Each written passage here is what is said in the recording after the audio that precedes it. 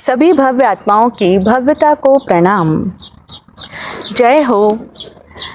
Manifestation के बारे में हम में से अधिकांश लोग परिचित हैं।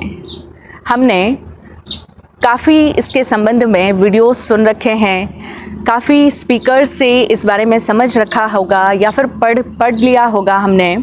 और हमें से कई लोग तो इस टेक्निक का इस्तेमाल भी करते हैं। जो लोग ऐसा करते हैं उनमें से एक प्रश्न उन्होंने सामने रखा है कि जब हम मैनिफेस्ट करते हैं तो कई बार तो हो जाता है आसानी से, लेकिन कई बार ऐसा होता है कि हम मैनिफेस्टेशन की टेक्निक को यूज़ कर रहे हैं, लेकिन फिर भी बहुत लंबे समय से इसका प्रयोग करने के बावजूद ये पद्धति काम नहीं कर रही है।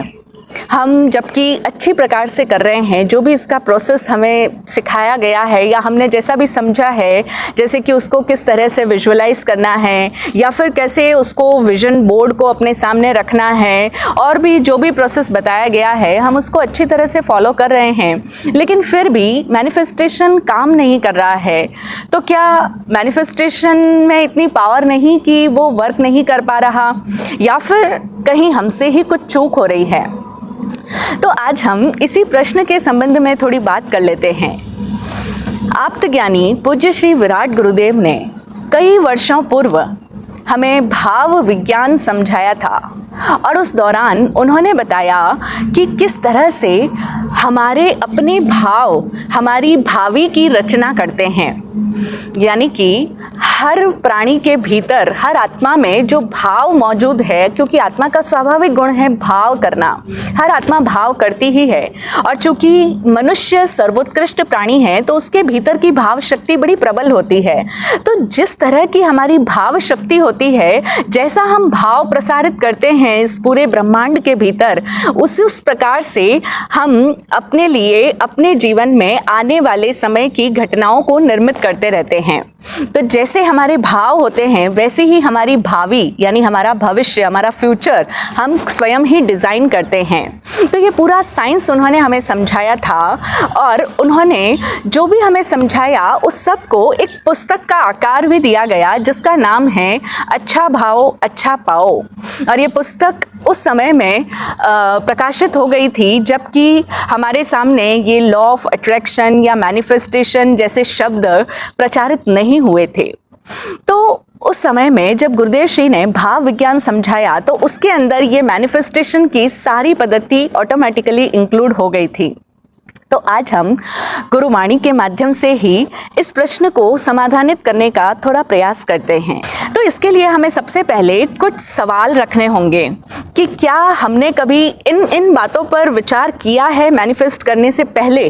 जैसे कि सबसे पहले, क्या हमने कभी इस बारे में ख्याल किया कि जो कुछ हम मैनिफेस्ट करना चाहते हैं वो हमारे भविष्य में हमारे लिए या फिर हमसे जुड़े हुए लोगों के लिए सुखद रहेगा, अथवा जो हम आज तो बहुत भावावेग में आकर के मैनिफेस्ट करने के लिए इस यूनिवर्स को ऑर्डर दे रहे हैं, अट्रैक्ट करना चाहते हैं अपनी लाइफ में, लेकिन हो सकता है कि वो हमारे लिए, स्वयं के लिए भी अथवा हमारे आसपास के लोगों के लिए आगे आने वाले भविष्य में उसके दूरगामी परिणाम अच्छे नहीं होंगे, उससे हमारा भविष्य सुंदर नहीं बनेगा या फिर पॉजिटिव नहीं बन पाएगा। क्या हमने इस बारे में कभी ख्याल किया? शायद नहीं किया होगा। फिर दूसरी बात, हम ये भी सोचें कि हम जब मैनिफेस्टेशन कर रहे होते हैं उस समय में हमारे भीतर की भाव दशा कैसी होती है। क्या हमने इस बारे में कभी विचार किया? यानी कि हमारे अपने अंदर का जो मूड होता है, हमारे भावों की जो एक फ्रीक्वेंसी है वो कैसी है, इस पर शायद हमने कभी ध्यान नहीं दिया होगा। और फिर एक और महत्वपूर्ण और एकदम आधारभूत सवाल ये है कि मैनिफेस्टेशन किसका करना होता है।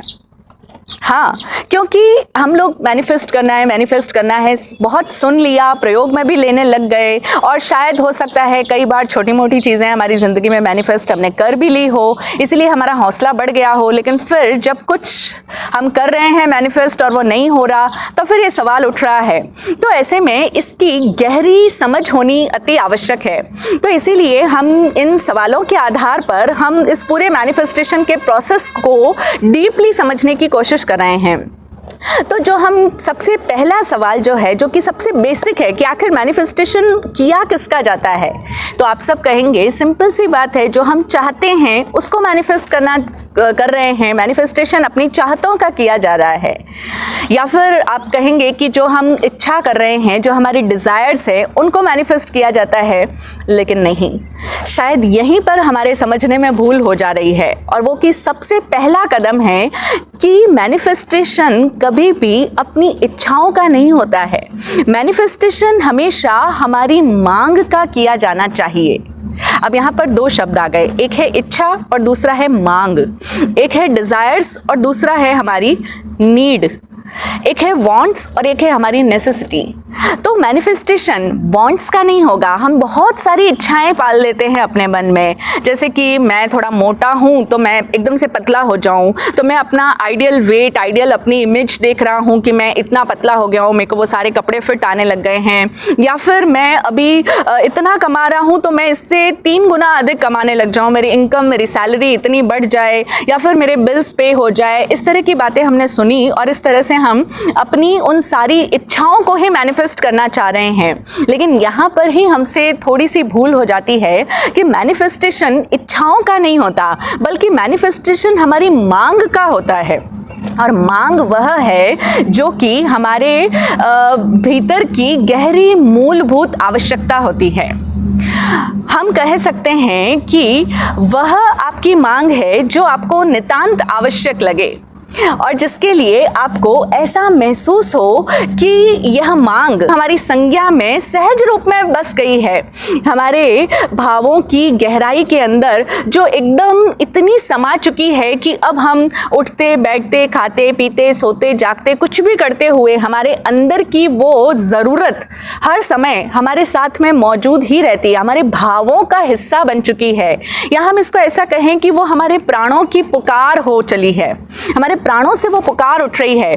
तो ऐसी चीज मांग होती है। और जनरली हम लोग अपनी चाहतों को, अपनी इच्छाओं को मांग के साथ में कंफ्यूज कर लेते हैं, मांग समझ लेते हैं।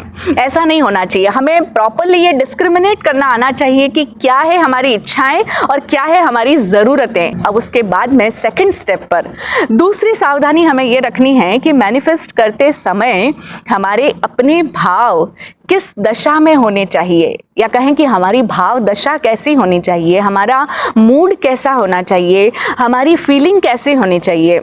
क्योंकि शायद इस संबंध में कभी कोई ध्यान नहीं देता। हम लोग बस मैनिफेस्ट करना है, एकदम गहरे से, अच्छे से, थोड़ा डीपली इनहेल कर लो और फिर उसके बाद में उसको मैनिफेस्ट कर लो। इतना सब तो हम समझ लेते हैं, लेकिन गहरे भावों में हम स्वयं किस वाइब्रेशन पर है, हमारे भाव किस फ्रीक्वेंसी पर, किस तरंग वीथी पर गति कर रहे हैं, यहाँ तक हमारी पहुँच हो नहीं पाती है। तो इसीलिए गुरुवाणी हमें ये कह रही है कि उस मांग को आप अपने भावों में प्राप्ति की तरह महसूस करो। ऐसा फील करो जैसे वह चीज़ आपको मिल चुकी है और मिलने की खुशी को स्थिर मन से महसूस करो। अब यहाँ पर 2 बातें आ गई है। सबसे पहले कहा गया कि ऐसा महसूस करना है कि जैसे वो चीज़ प्राप्त हो गई है, हमारे भावों में उसे प्राप्ति की तरह फील करना है। ऐसा नहीं कि मुझे वो चीज़ चाहिए, फ्यूचर में मेरे साथ में ऐसा हो जाए, या आगे आने वाले समय में मैं ऐसा हो जाऊं, या मेरा टर्नओवर इतना हो जाए। ऐसा नहीं, फ्यूचर टेंस में वो चीज़ नहीं सोचनी है। अगर हम उस चीज़ को अभावात्मक रूप से मैनिफेस्ट करना चाहेंगे कि भाई मेरे पास में अभी ये चीज़ नहीं है और अब हो जाए, तो हम अभाव वाली फ्रीक्वेंसी पर होंगे। हमारी वाइब्रेशन क्या है कि कमी वाली वाइब्रेशन है, अभी मेरे पास में वो चीज़ नहीं है। लेकिन ऐसी वाइब्रेशन से हम उस चीज़ को मैनिफेस्ट नहीं कर पाएंगे अपनी लाइफ में। इसीलिए सबसे पहली बात ये समझने की कि अपने भावों में उसे प्राप्ति की तरह महसूस करो, यानी ऐसा फील करो जैसे आप पहले से ही वैसे हो चुके हो, आपको वो चीज़ मिल चुकी है। और प्लस उसके साथ में उस समय में आपके भीतर की जो वाइब्रेशंस है वो हैप्पीनेस वाली होनी चाहिए, वो खुशी वाली होनी चाहिए। ऐसा नहीं कि मुझे वो मिल जाएगा तो मैं खुश होऊंगा। जनरली हम लोग ऐसा ही सोचते हैं कि अभी तो वो चीज़ है नहीं, वो जब हो जाएगा तो मैं खुश होऊंगा। नहीं, अभी इस समय में स्थिर मन से उस खुशी को महसूस करना है और इसी के साथ साथ मिलने की हर उस महसूसी पर इस जगत को धन्यवाद दो, इष्ट गुरु को धन्यवाद दो। ये और तीसरी बात है समझने की, जब जब आपके अंदर वो फीलिंग आ रही है कि हमें वो चीज़ प्राप्त हो चुकी है, तो उस समय में हमारे भीतर से इस पूरी प्रकृति के लिए, इस पूरे जगत के लिए धन्यवाद उठना चाहिए।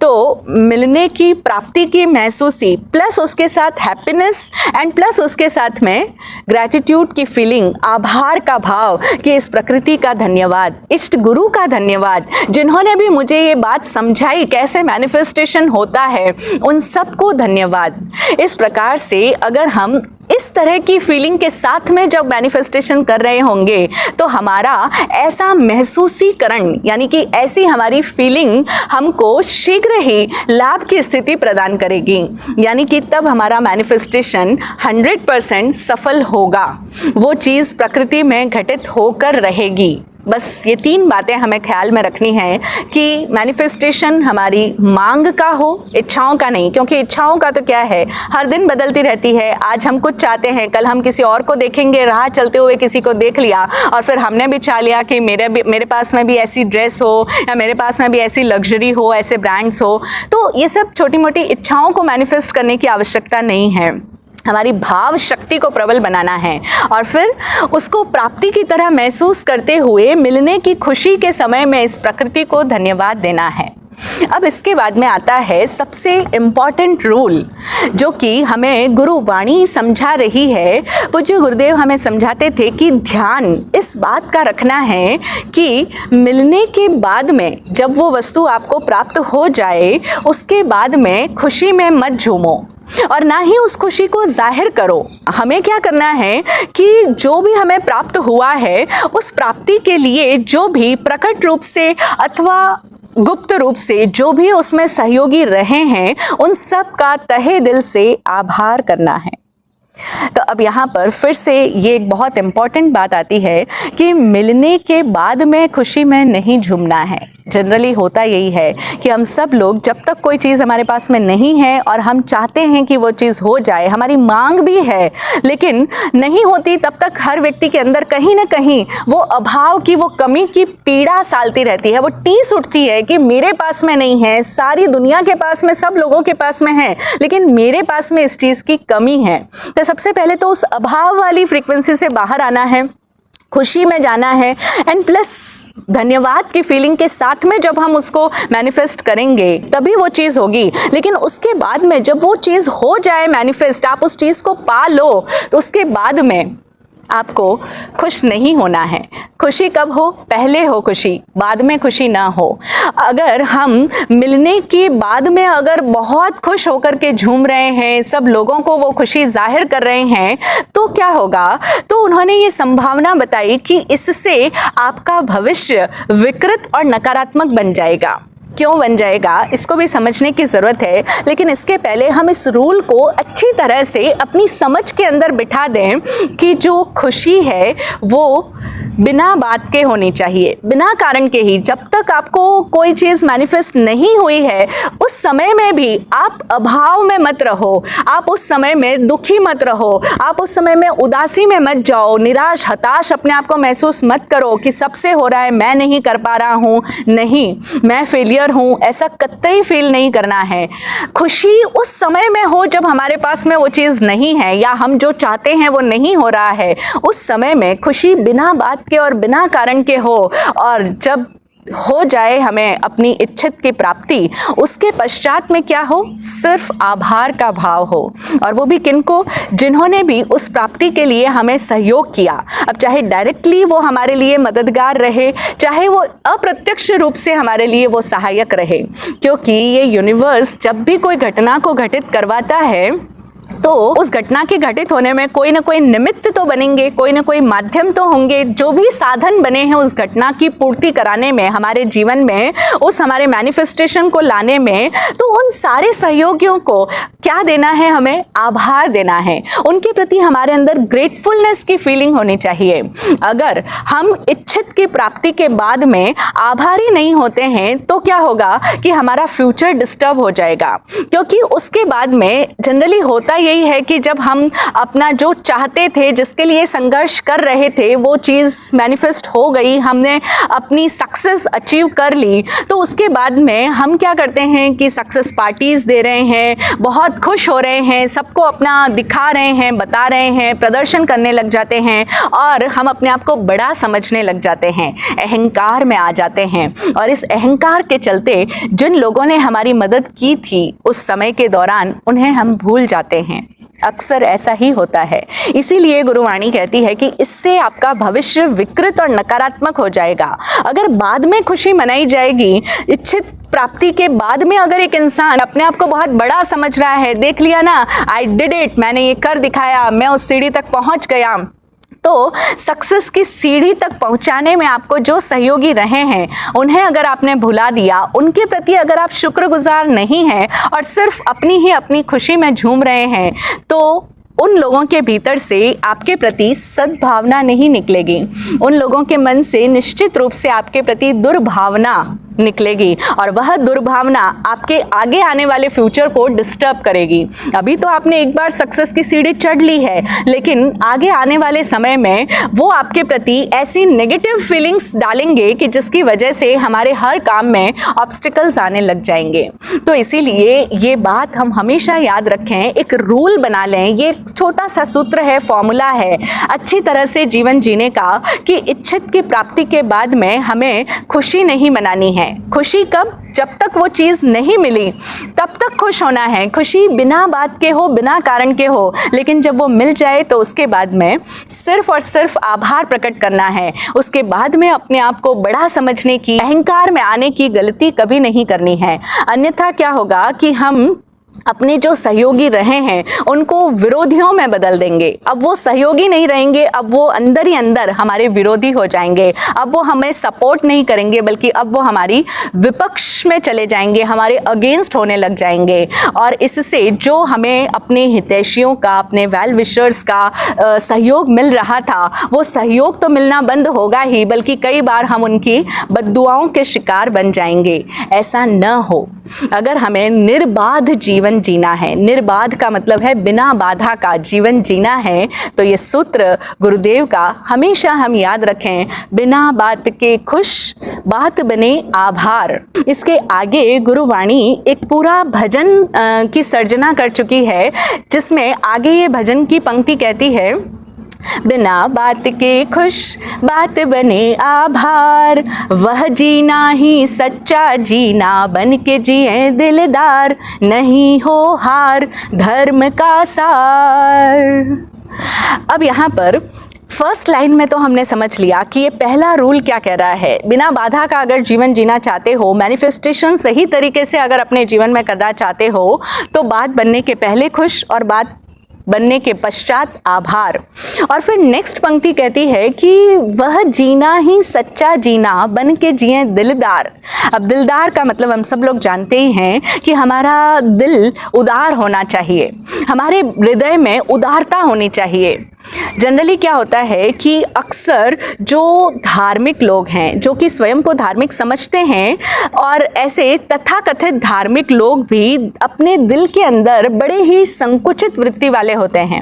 उनकी सोच बहुत छोटी होती है, उनकी विचारधारा बहुत संकीर्ण होती है, और वे लोग धार्मिक क्रियाएं तो बहुत कर लेते हैं, कई जगहों पर जाते हैं, गुरु मंदिर में जाते हैं, गुरुओं के प्रवचन भी प्रतिदिन सुन लेते हैं, लेकिन अपने दिल की उस कंजूसी को, दिल के भीतर भीतर मौजूद उस क्षुद्रता को, उस संकीर्णता को मिटा नहीं पाते हैं। और जब तक एक व्यक्ति अपने भीतर हृदय से उदार नहीं हुआ, उसका हृदय विशाल नहीं हुआ, वो विराट नहीं हुआ अपने भावों से, तब तक वो सही मायने में धर्म के अंदर प्रवेश ही नहीं कर सकता।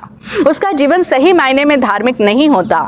शायद इसी वजह से हमारे यहाँ पर धर्म में प्रवेश करने के 4 द्वार बताए जाते हैं। पहला है दान। ये पहला ही द्वार है दान। अब दान को हम लोग देने के अर्थ में समझते हैं कि कोई वस्तु को देना है या फिर धन का दान देना है। सामान्यतया दान शब्द आते ही हमारे दिमाग में क्या प्रत्यय बनता है कि बहुत ज़्यादा धन देना कहीं पर भी।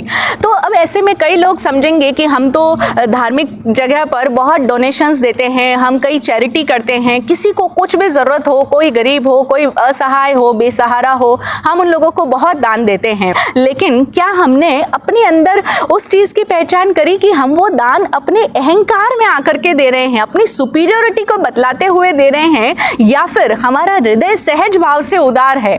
क्योंकि ऐसे जो लोग बड़े बड़े डोनेशंस भी देते हैं, चैरिटी भी कर लेते हैं, लेकिन उनके अपनी अगर लाइफ में बहुत क्लोजली जाकर के देखें तो पता चलता है कई बार कि उनके अपने जो भाई है या कज़न है या अपने रिलेशन में काफ़ी लोग ऐसे हैं जो कि फाइनेंशियली इतने स्ट्रांग नहीं हैं, और वो लोग जो इतना समाज के अंदर दान दे रहे हैं, चंदा दे रहे हैं, लेकिन वो अपने भाइयों के साथ में अच्छे टर्म्स नहीं हैं, उनके बोलचाल नहीं है, आपस में प्रेम भाव नहीं है, और ना ही वो उनकी सहायता करते हैं, और जिन लोगों की उन्होंने सहायता भी की है वो लोग भी उनके प्रति अच्छे भाव नहीं रख रहे हैं।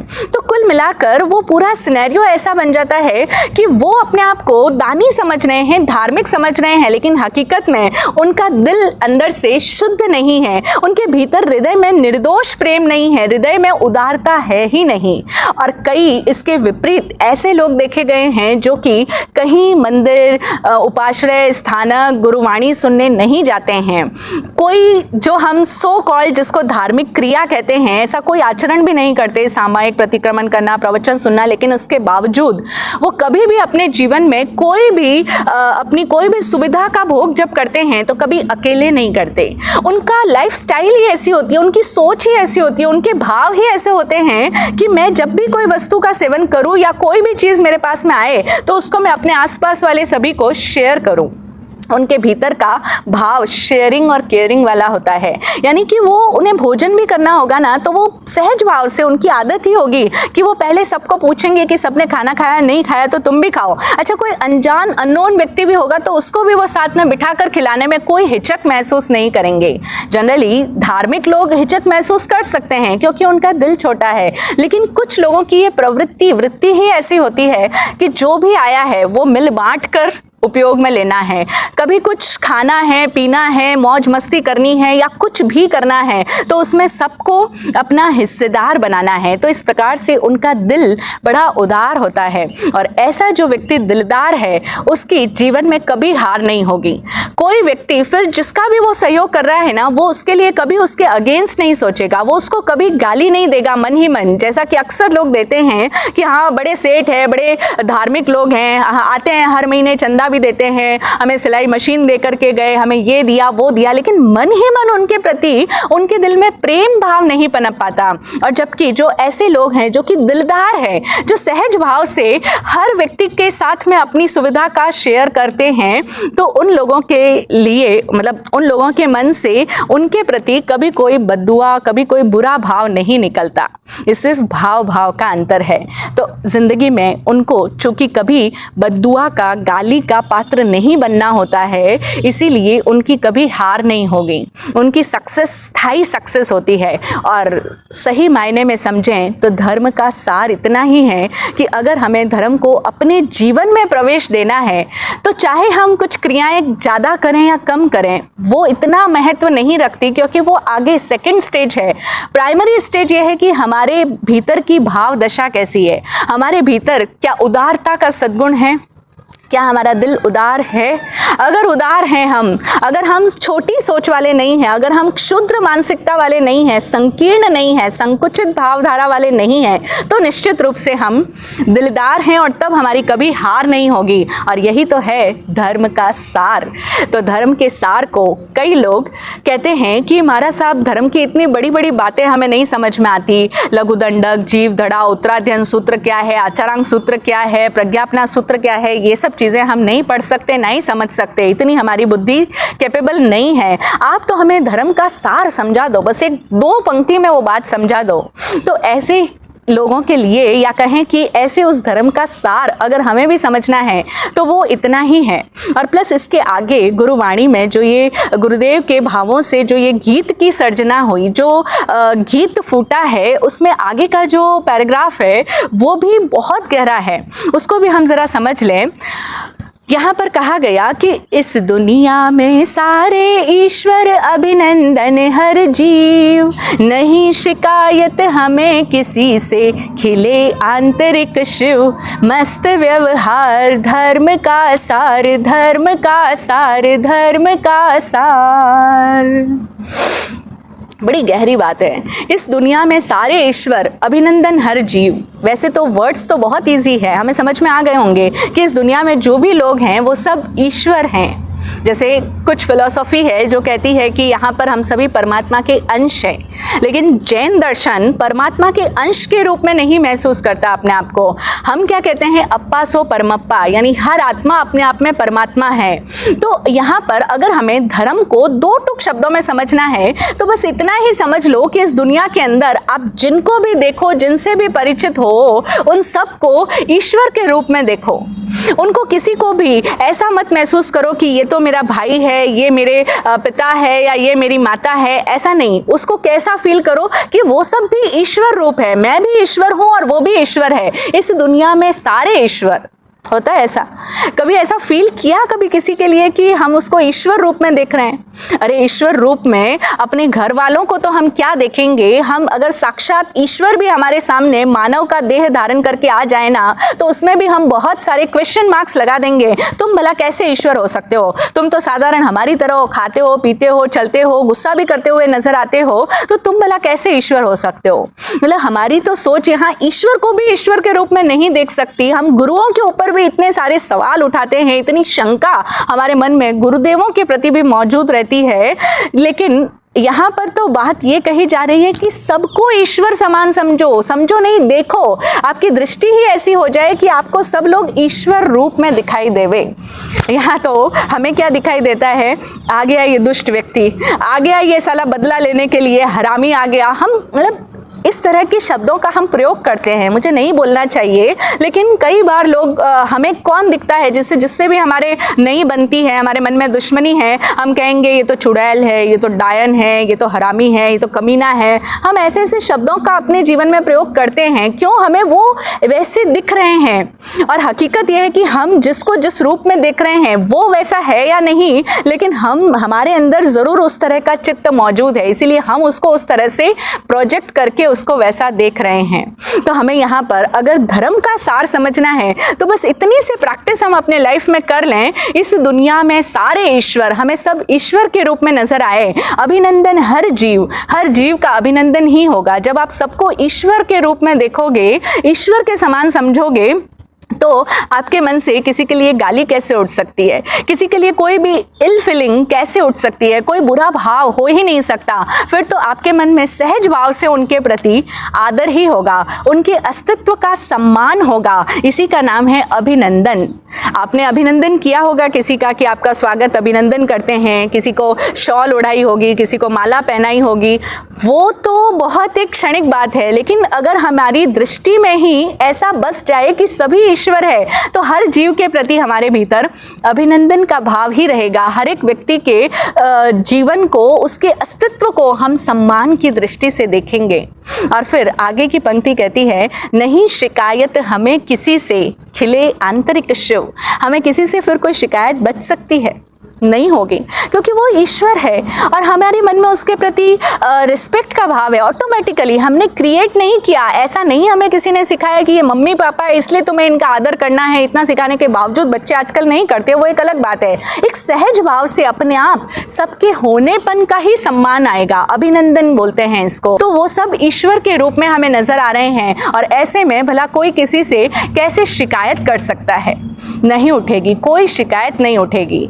और चातुर्मास आने वाला है और हम सब लोग धार्मिक क्रियाओं में फिर से इन्वॉल्व होने लगेंगे। अब समय आ गया है, तो हम जितने भी धार्मिक आचरण करेंगे, धार्मिक क्रियाओं का पालन करेंगे, वो सब बात सही है, बहुत अच्छी बात है। लेकिन हम ये एक बात अपने मन के अंदर डालें कि इन 4 महीने के लिए, 4 महीने तो चलो बहुत बड़ी बात हो जाएगी, हम अभ्यास करें, प्रैक्टिस करें कि हम 4 दिन के लिए कम से कम ये चीज़ अपने भीतर डालेंगे कि हम जो भी हमसे संबंधित होएगा उनके प्रति हमारे मन में कोई शिकायत नहीं उठेगी, ना तो किसी व्यक्ति के प्रति, ना कोई सिचुएशन के प्रति, ना इस मौसम के प्रति, किसी के प्रति हमारे मन से कोई शिकायत ना उठे। ऐसा संकल्प अगर हम कर लेते हैं तो निश्चित रूप से हमें ये धर्म हमारे जीवन में प्रवेश लेना शुरू हो जाएगा और तभी ये चातुर्मास मनाना सफल हो पाएगा। तो नहीं शिकायत हमें किसी से। और अगर हम साइकोलॉजी की गहराई में जाएं तो शिकायत का भाव क्यों उठता है? क्योंकि हम सब के अंदर गहरी असुरक्षा की भावना मौजूद है। हम सब लोग अपने आप को भीतर में असुरक्षित महसूस करते हैं और ये जो इंटरनल इनसिक्योरिटी की फीलिंग है, इसी वजह से इंसान और लोगों से शिकायतें करता है, उन्हें बुरा समझता है, उनकी आलोचना करता है, उनकी क्रिटिसाइज करता है, उनको जज करने जाता है। ये सब चीज़ें क्यों होती है? क्योंकि हम स्वयं अपने भीतर अपने आप में असुरक्षा की भावना से पीड़ित हैं। लेकिन वो असुरक्षा की भावना भी मिट जाएगी जब हम स्वयं को भी ईश्वर रूप में महसूस करेंगे और सामने आने वाला हर व्यक्ति ईश्वर स्वरूप है। तो फिर हमें किसी से कोई शिकायत नहीं शिकायत हमें किसी से। खिले आंतरिक शिव, जब ऐसी स्थिति आएगी तो भीतर का जो शिव है वो खिलने लग जाएगा। हम सबके भीतर ही वो शिव परमात्मा मौजूद है।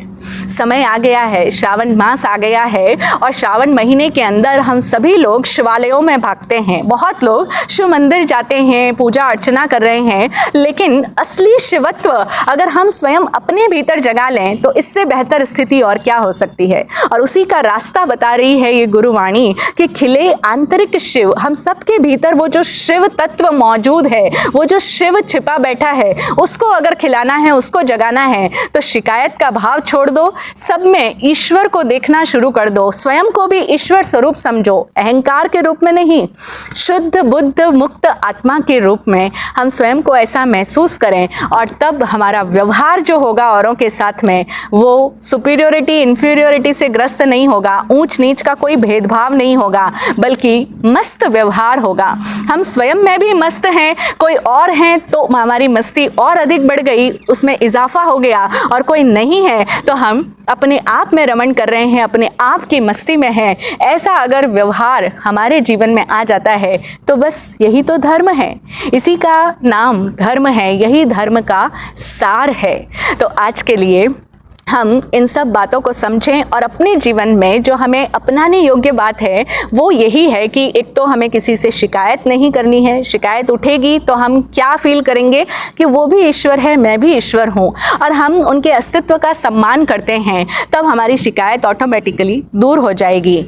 और प्लस जो पहले हमने बात की, बिना बात के, बिना कारण के खुश रहना है, कोई तरह की शिकायती भाव के साथ में नहीं जीना है, कोई तरह की दरिद्रता अभाव वाली फीलिंग में नहीं जीना है, और खुश मना होकर के हर समय इस पूरी प्रकृति के लिए, इस पूरे ब्रह्मांड के लिए, हर कण के लिए, हर व्यक्ति के लिए, हर परिस्थिति के लिए तहे दिल से आभारी रहना है। और तब हमारा जीवन निश्चित रूप से बिना बाधा के सुखमय जीवन होगा। यही तो हम सब लोग चाहते हैं। गुरु कृपा से ऐसा संभव हो। ओम शांति, जय हो।